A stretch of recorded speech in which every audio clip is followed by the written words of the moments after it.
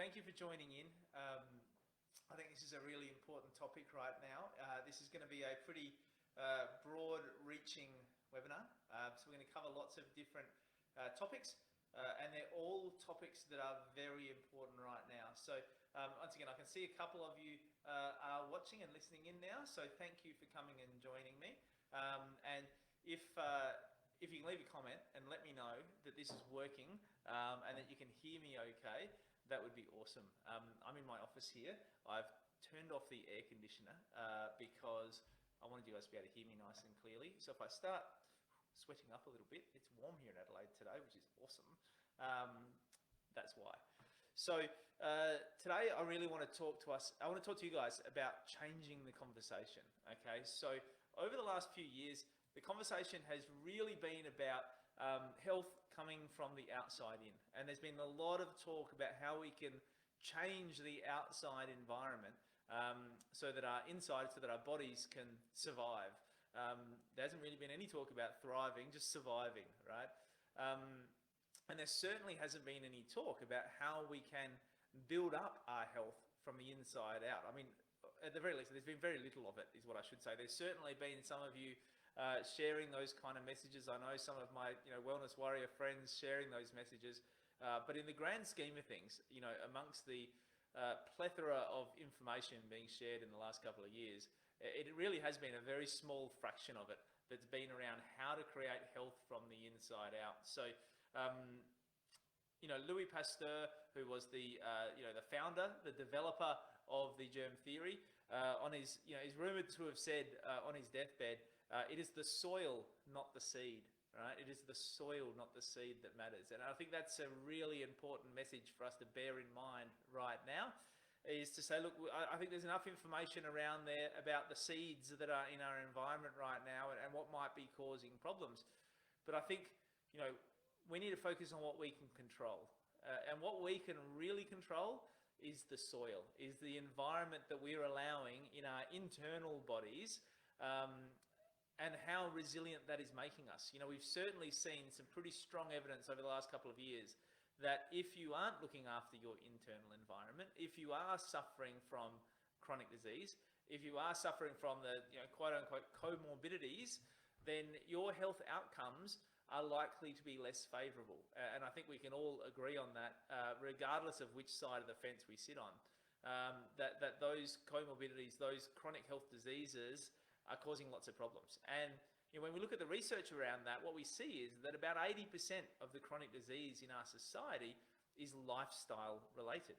So if it's lifestyle related, what that means is that you can have a significant influence on that by altering your lifestyle. Right? Now, there are some things in the lifestyle that can be harder to change, in that we're going to get exposed in our modern world to, for example, carcinogens, right? That in the air that we breathe, in the fumes that come out of our cars, all those things. Now, there's things you can do to stack those odds in your favor. And really, everything I'm going to talk about tonight is about stacking the odds in their favor, right? Because, look, we all know the chain smoker who lived to over 100, right? And we all know or have heard of the healthy athlete who died at 40, right?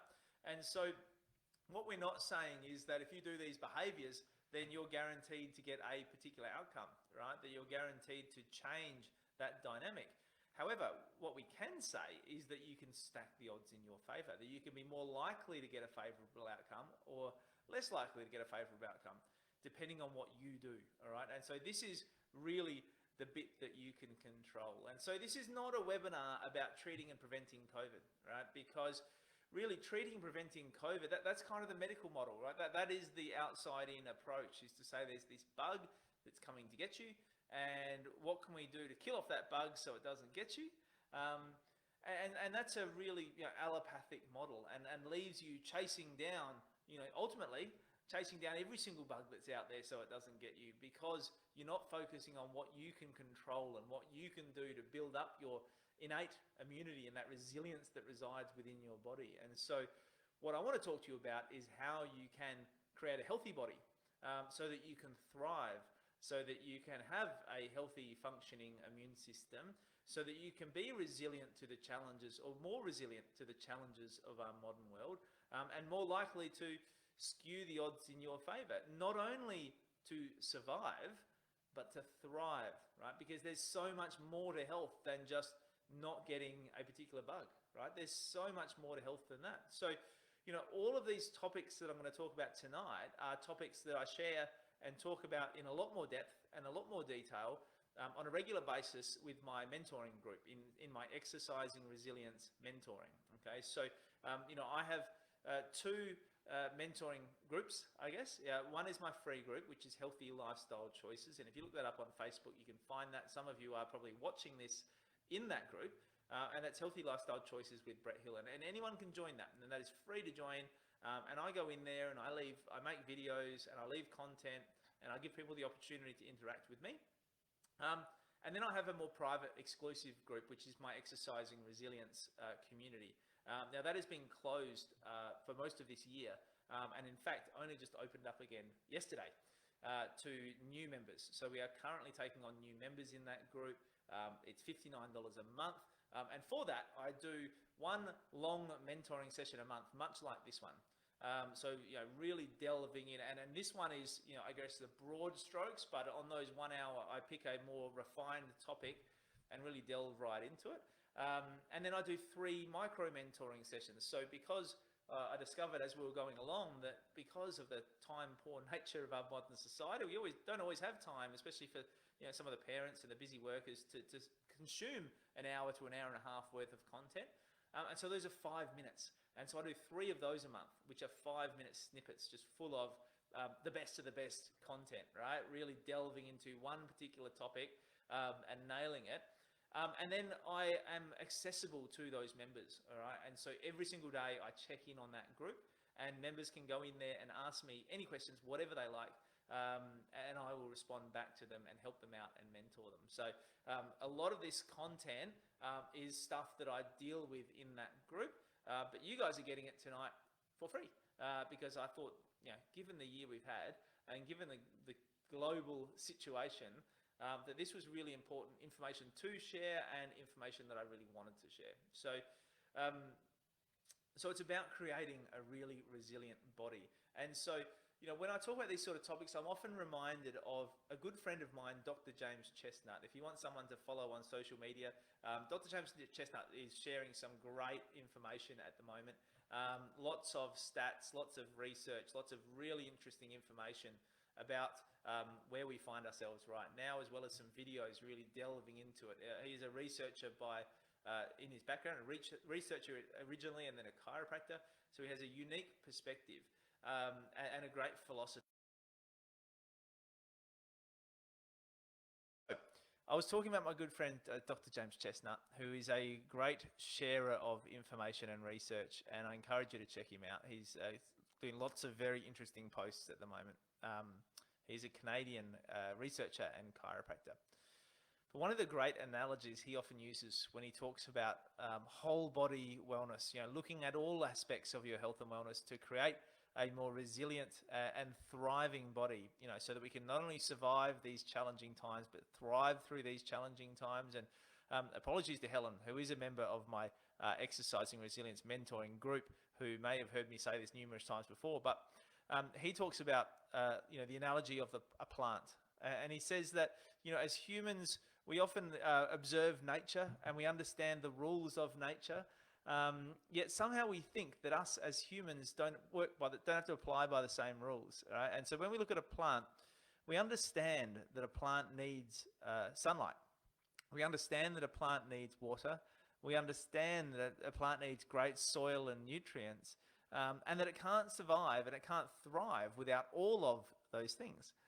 Yet we as humans sometimes want to look just at nutrition and say, well, if I get my nutrition right, then everything else should be right. And so we dial in our nutrition and we're still not thriving as we think we should be. And then we kind of go, well, the nutrition didn't work, right? So it must be about movement, right? So we go nuts and we go into the gym and we do everything right, and we do our stretching and we do our fitness, we do everything right. And then we sort of say, well, okay, I did all that right, but it still didn't work. Even if you're doing nutrition and movement right, and you're still not getting healthy, right? So we think, well, it must be all about mindset, right? And I've interviewed people who literally say, you can eat a Big Mac every day, but as long as your mindset is right, then your body's going to do the right thing with it and everything will be okay. And then some people say it's just about getting back into nature and just, getting outdoors and getting the sunshine and drinking the right water and those sort of things. But the reality is that it's all of those things, right? So just like the plant, if you stick it in a dark corner but give it the best water and the best soil, it's still not going to thrive, and your body's the same. So if you're not looking at each of these areas, then you're not going to get the best results. And so for those of you who are just jumping on board now and may have missed my first failed attempt at starting this live, I want you to understand that what I'm talking about is creating a more resilient body, focusing on what we can control in these crazy times, and that's the inside. That's the health that comes from the inside out, the resilience that comes from the inside out, which is ultimately what's going to allow us to deal with this crazy topsy-turvy world we're dealing with in the best way possible and make the best choices we can to navigate through what is sometimes at the moment for some people a situation that they do feel like they can't control because of the external influences and pressures and those sort of things. And I acknowledge all of you who I know are making the best decisions you can with the choices that are being thrust upon you at the moment, and that's all you can do is make the best decision for you and for your family. And I know for some of you there are realities around that of balancing the pros and cons of taking one approach or the other that are really, really challenging. So I want you to acknowledge you for that. And hopefully, once again, I'm going to give you some tools here to be able to really control what you can control in order to thrive and survive in that situation. So we're going to be talking about nutrients, we're going to be talking about movement, we're going to be talking about mindset, and we're going to be talking about nature. All right. So let's start off talking a bit about nutrition.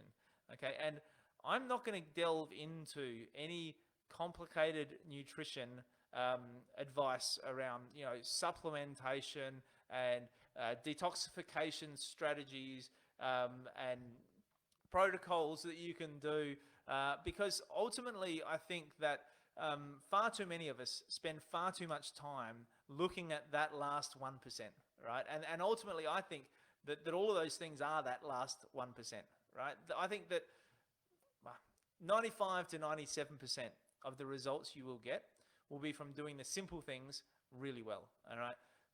Nourishing your body with food that nourishes, that allows your body to thrive, that is the nutrition your body is designed to receive. If you look at the research around hunter-gatherer societies and what they were consuming and the nutrient-dense foods they were consuming, what you will quickly come to realize is that they were consuming far above, in many cases, the recommended daily intakes of nutrients. And so if we are being guided by those recommended daily intakes, which I know many allied health providers are not, they understand that there's more required than that. But I want you to understand that you can get, and those hunter-gatherer societies were getting, more than was required by those recommended daily intakes just from eating food. Okay, so I think the vast majority of the results we will get in terms of our nutrition are going to be from doing the simple things really well and consuming healthy, nutrient-dense foods in the right ratios. And so that's what I'm going to talk to you about. And then, once again, the last 1 to 5% is those supplementation strategies that you can do, is the protocols that you can do to top up on top of that, understanding that our soils have changed, our environment has changed, our stresses have changed since hunter-gatherer times, and so there may be an element of that's going to take you even higher. But I think many people are trying to do the last 1 to 5% whilst ignoring the 95 to 97%, or at least not doing it as well as they could. And I think most of the effort and energy would be better spent in that sphere. So drinking lots of water, one of the simplest acts you can do right now is replace most of the drinks you are consuming with water. Okay, whether that be sugary drinks, whether that be alcohol, whether that be coffee, whatever it is that you're consuming, I think in the majority of cases, if you can replace that with water, perhaps a little bit of coconut water, perhaps a little bit of flavoring in that water if you wish, with a little, a couple of sliced up pieces of fruit or whatever, lemon juice I often use to flavor it, which helps with your digestion as well. Apple cider vinegar you might want to add to that. But for the most part, getting some good quality water, getting the right getting the right hydration is the word I was looking for. Hydration into your body is crucially important, often underlooked. And once again, if you're going to those last 1 to 5% strategies without drinking enough water, then I'm telling you that you would get much better bang for your buck. You would get much better resilience from just consuming enough water. Now, how much that is really up for debate, because amazingly, there isn't a lot of great research around how much water you should consume.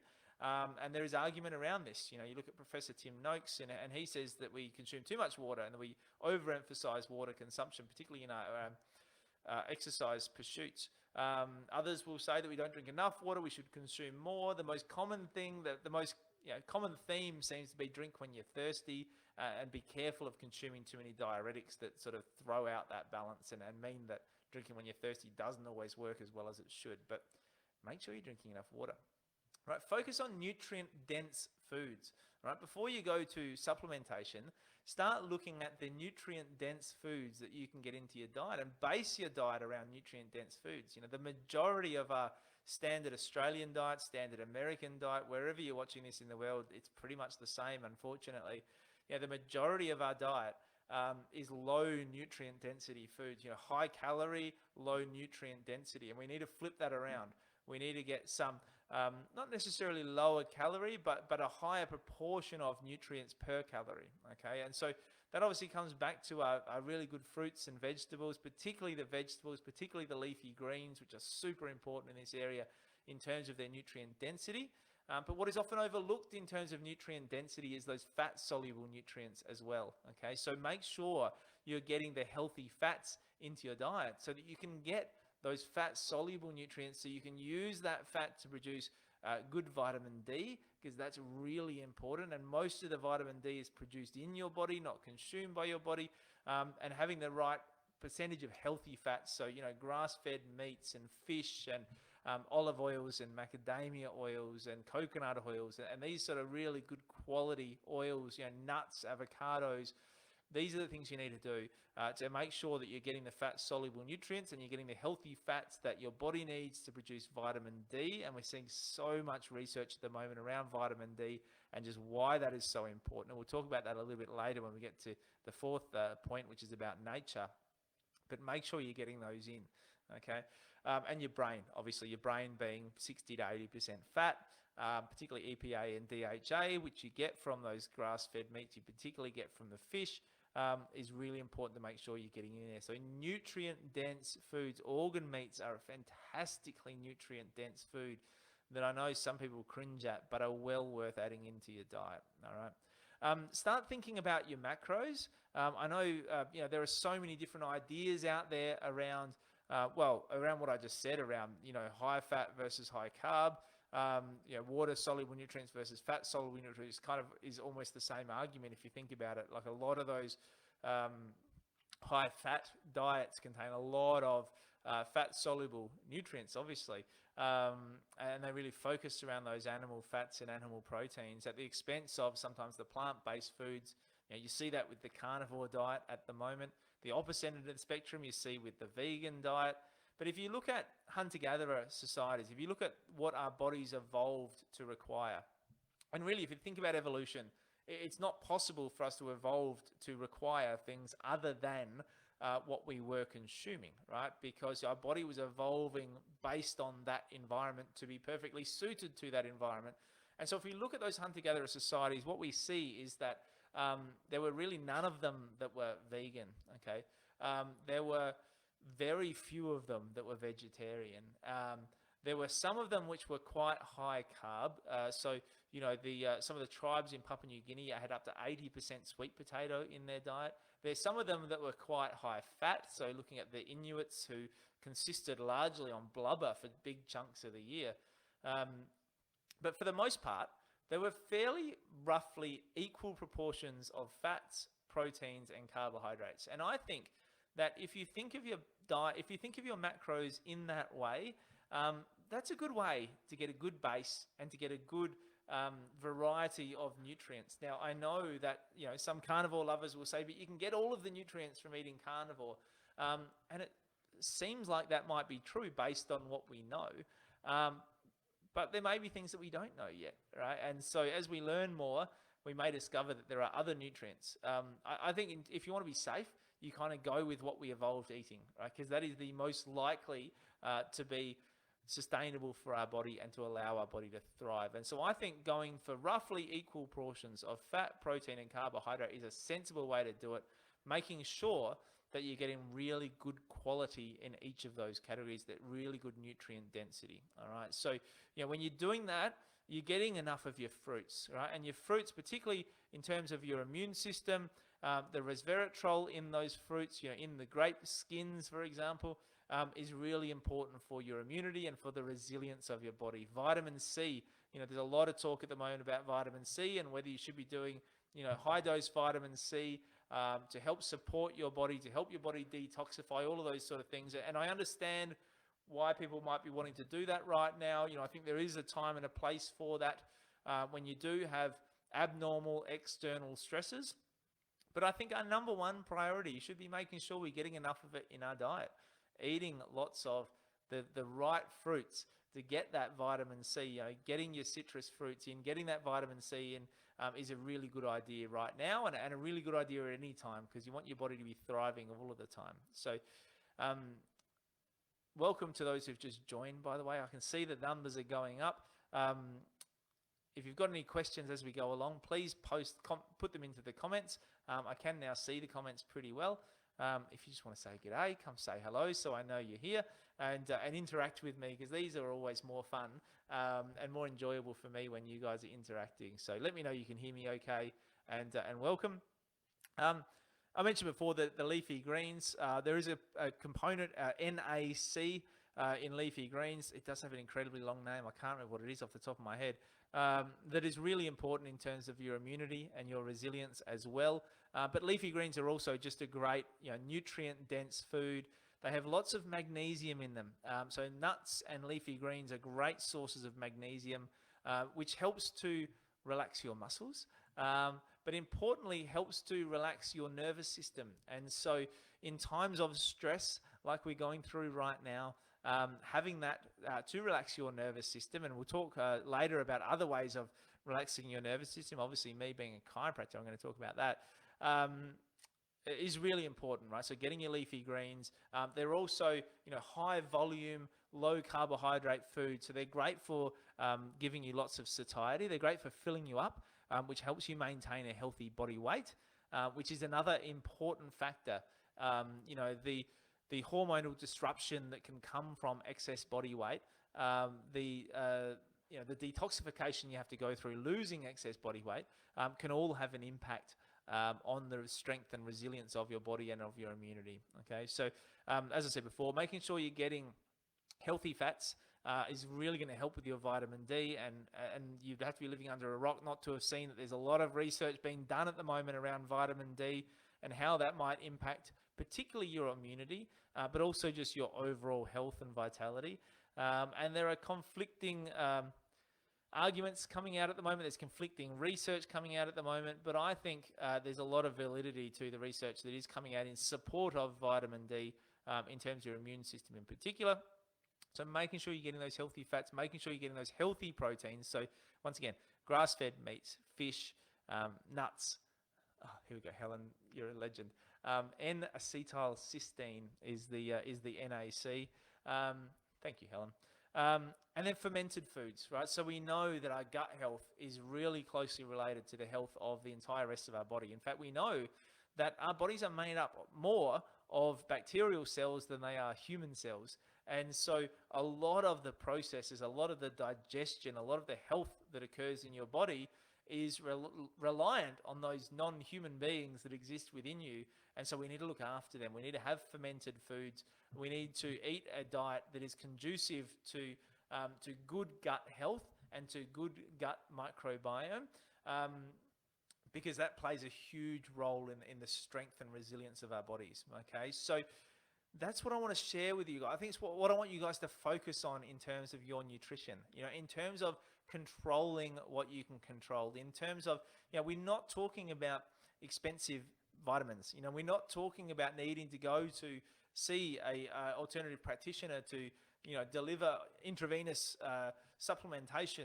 We're talking about just getting the basics right and doing it really well. And I think that's what, this is the sort of stuff we should be focusing on an individual level. And I think if we can focus on this on an individual level, we can start to shift the focus towards this more on a societal level.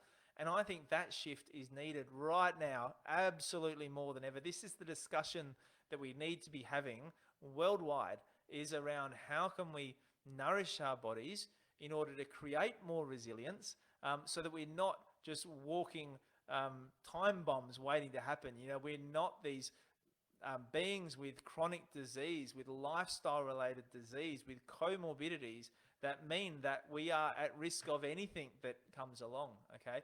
That we are so lacking in resilience, we're so lacking in immunity, we're so lacking in metabolic function, that we are susceptible to anything, okay? So I think this is the conversation we need to be having right now. This is what we need to be doing, and it starts from us. It starts from us showing the way. Like, this is how I can control what I can control, and be the example that can then share with the rest of the community. Sorry, I'm bashing there. So once again, this is the sort of stuff that I talk about every single week with my Exercising Resilience community.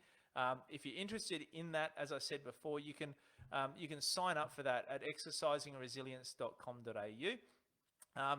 And there you will get every month a session like this on a specific topic, not quite as broad brush as this. Every week you get a micro mentoring 5-minute session and you get access to me. So if you're interested in that, go to exercisingresilience.com.au. Right now, if you sign up, it is $59 a month, but right now if you sign up, you get your first month free. So you can do a free trial. If you decide to pull out before the end of that month, that's totally okay. All right, so that is nutrition, and then we move on to movement, okay? And so movement, once again, it is often underlooked, I think, at the moment. If you look at the research out there right now, it's showing that a lot of the lack of resilience we're seeing in society around us is related to obesity, okay? And not because obesity is the problem, right? We get so caught up thinking that obesity is the problem. We treat obesity like it's a disease entity all of itself, when the reality is obesity is just one of the symptoms of a dysfunctional lifestyle. Obesity is one of the symptoms of poor nutrition, but also poor movement habits. And so we need to start addressing the cause, not the problem. Because if all we're doing is trying to reduce obesity, then there's lots of unhealthy ways to do that. And I don't think that's a sensible approach. I don't think that's a sensible way to go. All right. And so we need to look at the movement that not only allows us to maintain a healthy weight, but more importantly, the movement that allows us to maintain a healthy body, that allows us to thrive, not just survive. And so, the key with movement, particularly in these stressful times, is that we need to get the amount right, okay? Too much movement can be really stressful for your body. It can initiate that stress response, which increases the inflammation in your body, that decreases the resilience of your body, and so it decreases your immune function, and so we need to get it right. We need to get the stress levels right within our body. So there's eustress, which is the healthy stress, and then there's the unhealthy stress, right? And so if we go too hard, too often on the exercise, we can push over into that unhealthy stress. If we don't do enough exercise, then we can't de-stress. The way our body is designed to de-stress is movement. When you move, your body sends messages back to your brain, helps to release dopamine and serotonin, helps to de-stress your whole system, reduce the inflammation in your body, improve the mental capacity and function of your mind by de-stressing your whole body, allows you to switch back into gut growth and healing. And so this is where the movement is really important, but you've got to get the levels right, okay? Incidentally, 80% of that feedback that goes back to your brain comes from your spine. And so if you want to get that right, then you need to make sure your spine and your nervous system is functioning well. And so seeing a good chiropractor, getting regularly adjusted is a really important part of that. And I know some of you listening here already do that, and that's great. So anyway, the sort of movement you should do, my number one rule for the sort of movement you should do is that it should be enjoyable. The best movement for you is the movement you will do, because you need to do it regularly. And if you don't enjoy it, and if it doesn't fit in with your goals, and we'll talk a little bit later about vision and congruent goals, because that's really important. But I'm just going to take a sip of my cup of tea because my throat is getting a little bit dry, and I want to make sure I'm not going too fast so that Facebook doesn't tell me off again. So do movement that's enjoyable, right? It needs to be sustainable for you. So if you like to dance, then dance. If you like to run, then run. If you like to do yoga, then do yoga, right? And once again, it needs to fit in with your goals. So, people will know that I love doing CrossFit, and we do all sorts of crazy, insane workouts because that fits in with my goals. I like being able to do anything, anytime. I like being able to go kayaking with the kids and rock climbing and do all sorts of different adventure sports, as the case may be. I like being able to work around my semi-rural property, carrying, lifting, brush cutting, mowing, doing all the pruning, doing all the things that need to be done. And so it makes sense for me to do a style of fitness like CrossFit, right? If you are a 7-year-old grandma who just wants to be able to play with your granddaughter, then CrossFit might not be the exercise for you. It could be, but it might not be. And so you want to make sure that it fits in with your goals, because the most important thing is that you're able to maintain it and you're able to keep doing it. All right. So make sure it's enjoyable, but make sure it's more than just slow cardio, right? So I think for the last couple of decades, we've kind of been fed this lie that all you need to do in order to stay healthy is slow cardio. Walk for half an hour a day or walk for an hour a day. And that's all you need in order to stay healthy. And the reality is there's a lot more to your bodily requirements for movement than that. We now know the importance of resistance exercise, for example, for your bone health. So looking after your bones, your joints, and your muscles, you need to be doing more than just walking. You need some resistance there, because that's what stimulates the growth of those bones and those joints and those ligaments. All right? We're also seeing a lot of research around the benefits of lean muscle mass, and how that is actually important for your metabolism, how that's important for your hormone balance, how that's important for the entire function of your body. So, we need to be doing more than just walking. If all you're doing at the moment is walking, then I would really encourage you to add in some resistance capacity into that. And that doesn't have to be, doing heavy back squats, right? It doesn't have to be becoming a strongman. You might be doing hydrotherapy where you're using the water as resistance. You might be doing really simple body weight movements. There's a great app. If you're into apps, if you're good on your smartphone, there's an app called You Are Your Own Gym, which is a fantastic one that you can use. It's only a couple of dollars. It's done by a guy called Mark Loren. And that's a great way to use that app to schedule a very simple Tabata style workout, anywhere from 2 minutes up to about 40 minutes, from easy levels up to really hard levels, without any equipment required. You can get, regardless of your fitness levels, you can get a really rock solid workout doing that, which will help work on your cardio and will help work on your resistance at the same time. So that's really good. You also want to be mindful of your mobility, okay? And so mobility, once again, it doesn't have to be yoga or Pilates. You can be doing really simple stretches like the Straighten Up Australia exercises recommended by the Chiropractic Association, or you can be doing really good functional whole body movements that require mobility. So, something as simple as doing a proper deep flat-footed squat requires a lot of mobility, and doing that regularly helps you maintain the mobility of your hips and your lower back and your legs, all right, your knees, your ankles. You can even add into that something like a slant board and do even more mobility as you're doing that. And so there are many different ways to skin the cat in terms of mobility, but it is important in terms of maintaining a resilient body. Now, bear in mind that once you get over the age of 60, falls are the leading cause of death. All right, so when we're talking about strength, when we talk about strengthening your body to suit the environment, creating a resilient body that's able to deal with the environment, you need to understand that sometimes you're going to get put into awkward positions in just day-to-day life. And if you don't have the mobility to be able to move out of those awkward positions, then you're at risk, right? You're at risk of injury, which puts the rest of your health at risk as well, okay?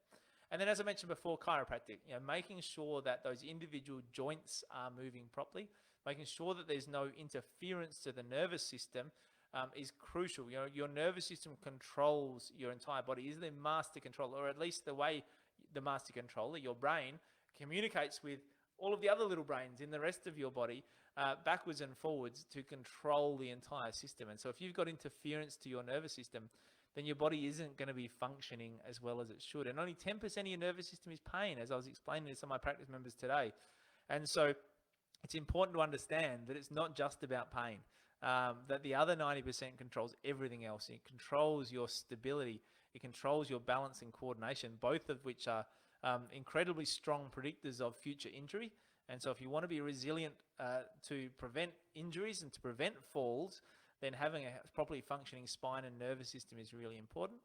And then once again, the rest of your nervous system is controlling all of your cells, your tissues, your organs, your glands. So in terms of your overall health, that's really important. All right. And so that's what I want you to understand in terms of movement, that you need to move. You need to move on a regular basis, like on a daily basis. You need to do some slow, steady state cardio, whether that's walking or running or paddling or cycling or whatever you like to do.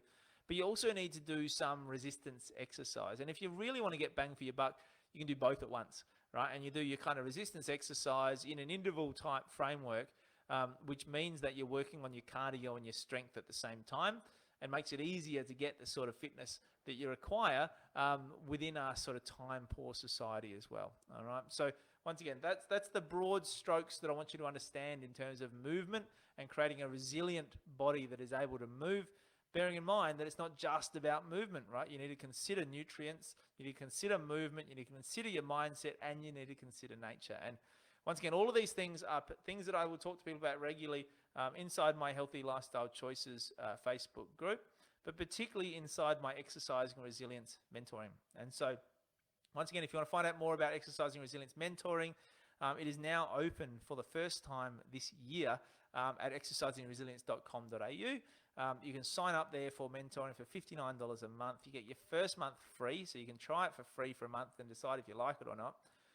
And you'll get a mentoring session like this from me every month, as well as 3 micro mentoring sessions, which are about 5 or 10 minutes long each, as well as daily access to me inside of the private Facebook group. So if you want to join Exercising Resilience, go to exercisingresilience.com.au, and we can delve way deeper into all of these topics. All right? But now I want to move on to mindset. And I think the most important factor in terms of mindset is having a vision. All right? Having a path, having a picture of where you want to go. Because without that, it's kind of like hiking in the woods without a map, right? You might be working hard, you might be bustling along, you might be bashing through the bushes, but if you don't know where you're going and you don't know where you're at, then you're probably just going round and round in circles. And I think many of us in the last year or two have felt like we're just going round and round in circles. And I think a lot of that is because we're just getting pushed in all directions by the external environment, by what's going on around us. And I think a big part of that is not having a clear enough vision of where you want to be. All right, so you need to spend some time on this vision. Now, I go into this in my book, Rock Bottom, and go through a whole process of how you can really clarify and distill your vision. But ultimately, the simplest answer is start looking at, what do you love doing? What lights you up? What keeps you up at night? What gets you up in the morning? If you weren't doing what you're doing now, what would you love to be doing? Right? Those are the sort of things that can guide you. Where do you spend your time, and why do you spend your time there? Right? That's going to start to give you a guide as to what is important to you and what should be an important part of your vision. And that vision should be your guiding light for everything else you do. So once you've got that vision, it helps you make sense of everything else that's going on in the world around you. It helps you push out that external noise of this crazy society that's going on right now, and understand what is the best choice for you given the current environment. Now, that doesn't mean you're not going to be influenced by factors around you, right? Now, you may decide, once you are clear on your vision, that you want to follow along with the landmarks that have been given to you by society right now, because of the negative consequences of not doing that. You're going to be able to weigh up the pros and cons of taking each decision against your vision and understand what is most congruent for you. And it's when you're congruent with your vision that your actions have the most impact. Okay, so what you do then is you get your vision, and then you set goals based around that, and you make sure those goals are congruent. They've got to be moving you towards your vision, or else you're not going to succeed at them, and you're not going to put time and effort and energy into getting them, right? There's a reason why I'm sitting here in my office at 8 o'clock at night talking to you about vision, And that's because I have a clear idea of what my vision is. And I have a clear idea of what I want to do in this world. And, the distilled version of my vision is I want to create a healthy world. I want to create a great environment for my kids to grow up in. Okay. Part of that is creating a healthy world for my kids to grow up in. And so that involves me inspiring as many people as I can in the world around me towards health and wellness. And that's why I'm here right now. And the third part of it is to have fun. And so, if you notice as we're going along that I can be flippant at times, I might tell jokes at times, I might have a laugh about things at times, that's me. That's part of my vision, and I'm totally unapologetic about that. So you want to have a vision, and you want to have congruent goals that are moving you towards your vision, or at the very least that you are able to measure and see whether they're moving you towards your vision. So you want to be able to set SMART goals that are measurable, okay? And so that you can say, when you've done it, did that get me closer to my vision, or do I need to course correct and start moving in a different direction? But particularly at the moment, I think one of the most important things you can do is be mindful. And mindfulness really flows through these other things that we're talking about. Being mindful is what is going to allow you to decipher what your vision is, right? Being mindful is going to allow you to make sure that your goals are congruent with your vision, that they're heading you in the right direction. And so mindfulness is not something that you have to do meditating up on a hill in Nepal. Mindfulness is something you can do in everyday activities. You can be doing a Facebook Live mindfully. You can be scrubbing the floor mindfully. You can be doing whatever your job is. You can be communicating with your kids mindfully, right? Mindfulness is really a tool where you are being present. You are tuning in to the wisdom of your body, and you are tuning into the wisdom of the environment around you. Once again, this environment evolved over millions of years. This earth evolved over millions of years. There's a wisdom there. There's some truths there. And when you're mindful about that, then you're much more likely to be congruent. You're much more likely to be successful, and you're much more likely to be resilient, because you are going to be in a homeostasis with that environment, all right? Rather than fighting against it, you're going to be working with it, if that makes sense. Movement is, as I said earlier, an important part of your mindfulness. When you're getting the right amount of movement, it does help to de-stress your body, and it does help to de-stress your mind. And that allows you to be more clear of thought. I've definitely found over the last couple of years being more regular and consistent with my exercise, largely thanks to my best mate, Andrew, who comes up to my place and works out with me, that those early morning exercises really get my brain switched on and allow me to be stronger in my mindset throughout the rest of the day. Some people will use journaling, some people will use therapy in order to work through those things. We all have our stuff. We all have our baggage. You might be using NET, you might be using tapping, you might be using alternative practitioners to help with this sort of stuff. But having some sort of a tool that you can go to when you need it, and preferably a tool that you can go to before you need it, to help you clarify it and crystallize your mindset and your thoughts, and to give you some extra tools and strategies. And it might be things like this mentoring. It might be my Exercising Resilience mentoring program that is the tool that you use.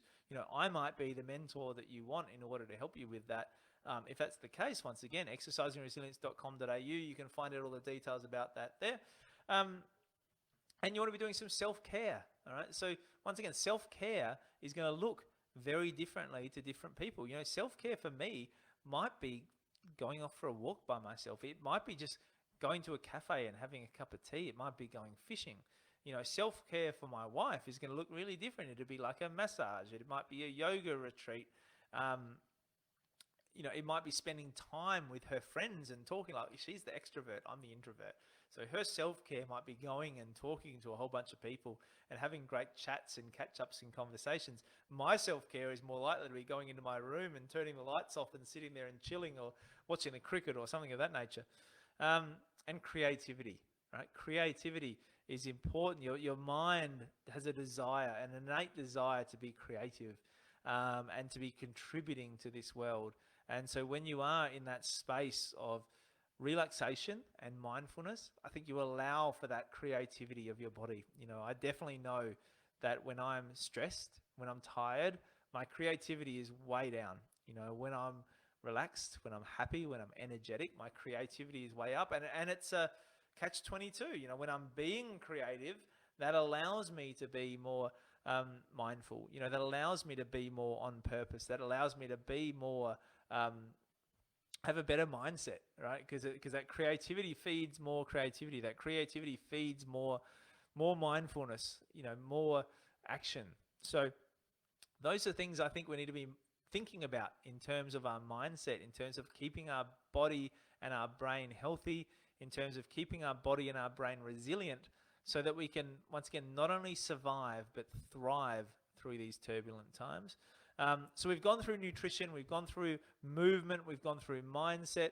Once again, these are all things that we talk about inside Exercising Resilience. If you want to be personally mentored by me, if you want to have a session like this every single month, if you want to have a micro mentoring session, 5 to 10 minutes every week, if you want to be able to just jump in and ask me questions, incidentally, you can ask me questions right now. This is your opportunity. If you've got questions for me, put them in the comments and make the most of this. But if you want to be able to do that every single day, then you can do that inside my Exercising Resilience mentoring program. And you get access to all of the mentorings that I've done over the last couple of years. So, 3 or 4 a month for several years now, I've been doing these mentoring sessions. They've all been recorded and they've all been put into the website and the back end of Exercising Resilience. So if you want to try that for free for a month, you go to exercisingresilience.com.au. Right now, it's open until Christmas Day, and you can sign up there.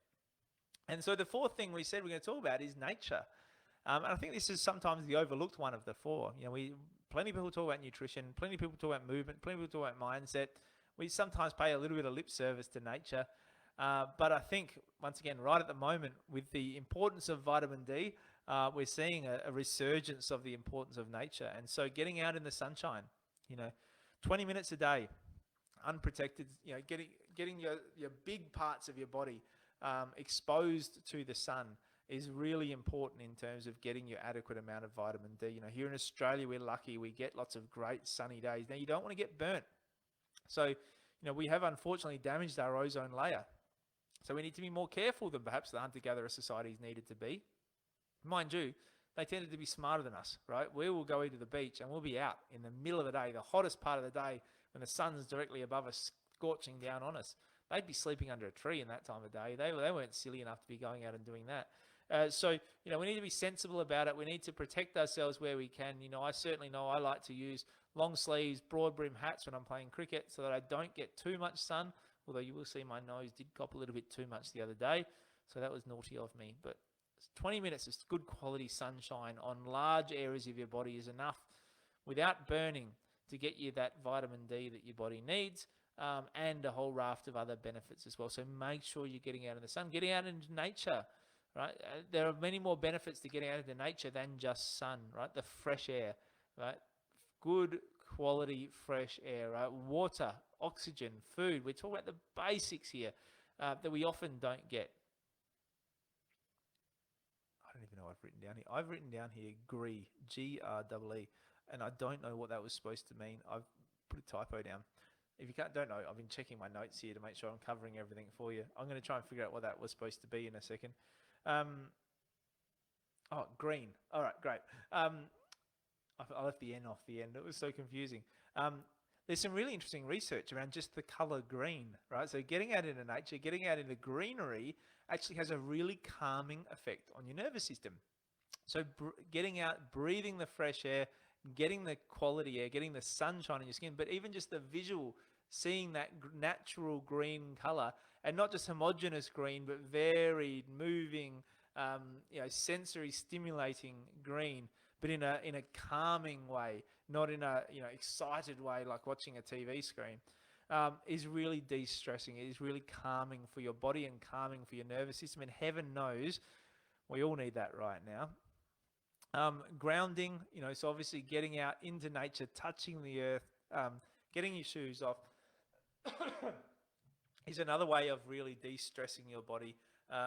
Is another way of calming your body. So we're seeing the benefits of getting out into nature, whether it be the ocean, the beach, out for a bushwalk, just walking barefoot on the grass is really important. The other aspect I've included in here in nature is just getting a good sleep. And so, part of that in terms of getting a good sleep is getting some good quality sunshine on your eyes, on your pineal, first thing in the morning, right? That's the natural way for our body to wake up, is to do that, and then not getting it at the end of the day, right? So not getting stimulation from screens, from lights. I'm not setting a very good example right now. I probably should have my blue blocker glasses on, but not getting it at the end of the day, so that you're creating the appropriate cortisol stress response throughout the day. So your cortisol should spike in the morning, and then it should lower and burn out as the day goes on. That's going to allow you to get a really good quality sleep at night. It's going to allow you to have the right energy during the day and not burn out and ruin your adrenal glands. Okay, so these are the reasons why we need to be getting nature, right? Sunlight, sun on our face in the morning, 20 minutes of sun on our body during the day, fresh air, touching the ground, visualizing, seeing the green is going to really help to de-stress your body. And I think we all can benefit from that right now. I think if all of us just got out into nature for half hour a day, there's some fascinating studies around that. You can also use essential oils to help stimulate some of that benefit of nature. There's some great research. One of my episodes of This Week in Wellness I did around the oils that they use in Japanese hospitals, which are actually oils from their rainforest. So I actually went and bought some of these oils for Steffi for her pregnancy, and she used them through her pregnancy and birth, and swears by them. They were awesome. So check out that podcast episode. But essential oils can be used to bring some of that nature into our lives and have the same sort of calming, de-stressing effect on our body and on our nervous system, which, as we said before, helps to switch off the stress response, switches off the inflammatory response, raises our gut growth and healing. So that's essentially what I wanted to go through with you guys tonight. We've talked about the philosophy that we need to have, changing the conversation rather than focusing on all the external noise, focusing on the internal. What can we do to build up our body, to build up our resilience so we can deal better with everything that's going on in the world right now? And how can we do that? By focusing on our nutrition, by focusing on our movement, by focusing on our mindset, and by getting out into nature. Those are the 4 simple things that you can control. They're very controllable. I know some of those things might cost time, some of those things might cost money, but there are many of those things. I guarantee you, every single one of you has one of those things that you could do better in each of those categories that wouldn't cost you much time and wouldn't cost you much money, both of which would be very affordable for you, and the benefits you get would far outweigh the expense. So be mindful of those things. If you like this content, if you'd like to have more of this, if you think this is what you need in your life, that you want to be constantly reminded and boosted with this sort of content, then get that with me in Exercising Resilience. Head to exercisingresilience.com, sign up for the mentoring. You'll see all the details there. You get the first month for free if you sign up between now and Christmas Day. Only leaves you, about 9 days. If you sign up in the next 9 days, you get the first month for free. If you hate it, you send me a message and say, cancel it, and I'll cancel it. I think you'll love it. I think you'll want to keep going, as Helen does. And I'd love to see you there. So if you've got any questions about that, by all means, put them in the comments here. I will come back to these comments. In the meantime, if you want to check out some of the videos I've been doing in my Healthy Lifestyle Choices group, you can join that group on Facebook as well. But I'm going to love you guys and leave you for this evening. Head home to spend some time with my family and probably watch the last session of the cricket. I'm dying to check the scores. Anyway, hopefully you guys have enjoyed this tonight. I hope this is what you were looking for. I hope it's given you some ahas and some insights. I hope more than anything that it's a reminder to control what you can control, focus on your health from the inside out, and do the simple things really, really well, because that's going to get you most of the results. Thanks, guys. Have a great night.